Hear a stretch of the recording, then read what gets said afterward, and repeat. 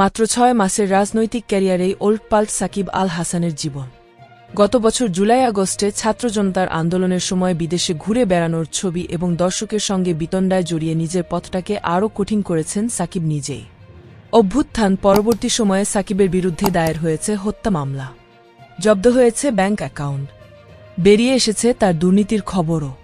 সম্প্রতি দেশের একটি ইংরেজি দৈনিককে দেওয়া সাক্ষাৎকার সাকিব কথা বলেছেন তার রাজনৈতিক জীবন নিয়ে। তার রাজনীতিতে আসার সিদ্ধান্ত ভুল ছিল না বলে মনে করেন সাকিব। এখন যদি আবার নির্বাচনে অংশ নেন তবে তিনিই জিতবেন বলেও আত্মবিশ্বাসী তিনি। রাজনীতিতে আসার সিদ্ধান্ত নিয়ে সাকিব বলেছেন, দেখুন, ব্যাপারটা হলো, রাজনীতিতে যোগ দেওয়া যদি আমার জন্য ভুল হয়ে থাকে তবে ভবিষ্যতে যে কেউ রাজনীতিতে যোগ দিলে সেটাও ভুলই হবে।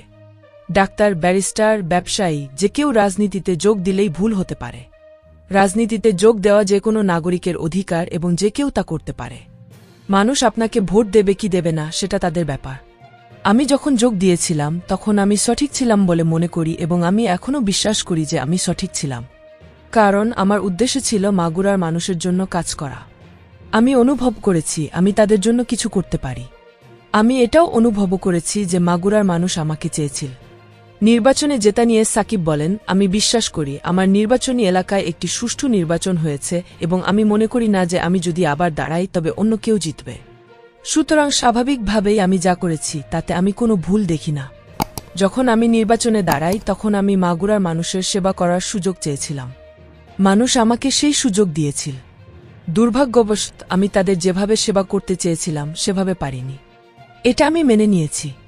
কেন রাজনীতিতে এসেছেন সেই ব্যাখ্যা সাকিব দিয়েছেন এভাবে, আমি সবসময় মনে করি যদি কেউ উল্লেখযোগ্য পরিবর্তন আনতে চায় তবে সিস্টেমের ভেতরে আসতে হবে, কারণ সিস্টেমের অংশ না হয়ে আপনি সেটাকে কিভাবে বদলাবেন?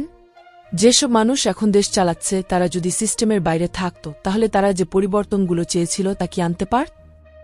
সাকিবের বিশ্বাস আবারও নির্বাচনে দাঁড়ালে তিনিই জিতে আসবেন। দেখুন, অনেকে বলতে পারে আমার রাজনীতিতে আসার সিদ্ধান্ত সঠিক ছিল না, কিন্তু যারা এসব বলছে তাদের বেশিরভাগই আমার এলাকার ভোটার নয়। মাগুরার ভোটাররা ভিন্নভাবে চিন্তা করে। আমি এখনও বিশ্বাস করি যদি আজ আবার নির্বাচনে অংশ নিই তবে মাগুরার মানুষ আমাকেই আবার ভোট দেবে, কারণ তারা বিশ্বাস করে আমি তাদের জন্য কিছু করতে পারব। এটা আমার বিশ্বাস এবং আমি এজন্যই রাজনীতিতে এসেছি। কেমন ছিল সাকিবের ৬ মাসের রাজনৈতিক জীবন? জানতে চাইলে সাকিবের উত্তর, আমি রাজনীতিতে মাত্র ৬ মাস ছিলাম। নির্বাচনের পর আমার মনে হয় আমি ৩ দিনের জন্য মাগুরা গিয়েছিলাম। আমি ৪-৫ মাস ধরে ক্রিকেট খেলেছি এবং একই পরিমাণ সময় দেশের বাইরে ছিলাম। ফলে আমি রাজনীতিতে ঠিকঠাক জড়িত হওয়ার সময়টাই বা কোথায় পেলাম। ১৮ বছর নাকি ৬ মাস, কোনটা দেখে আমাকে বিচার করবেন তা আপনাদের ইচ্ছা। সাকিব আল হাসান। গণ অভ্যুত্থানের মুখে পলাতক সাবেক প্রধানমন্ত্রী শেখ হাসিনার নির্দেশনা কি ছিল সেটাও বলেছেন সাকিব। প্রধানমন্ত্রী আমাকে বলেছিলেন, তোমার রাজনীতি করতে হবে না, তুমি শুধু ক্রিকেটে মন দাও। আমি সে পরামর্শ মেনে চলেছি। আমার আর কোনো এজেন্ডা ছিল না। সবসময় ভেবেছি যতদিন ক্রিকেটে আছি সেটাই আমার অগ্রাধিকার হওয়া উচিত।